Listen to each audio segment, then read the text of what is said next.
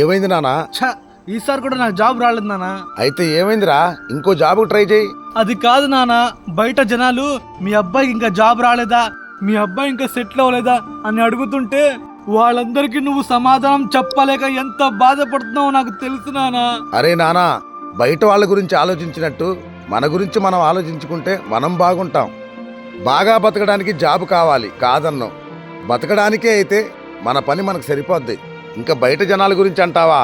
మనం గెలిచినా అంటారు, ఓడినా అంటారు. అలాంటి వాళ్ళ గురించి ఆలోచించి నీ బుర్ర పాడు చేసుకోకు.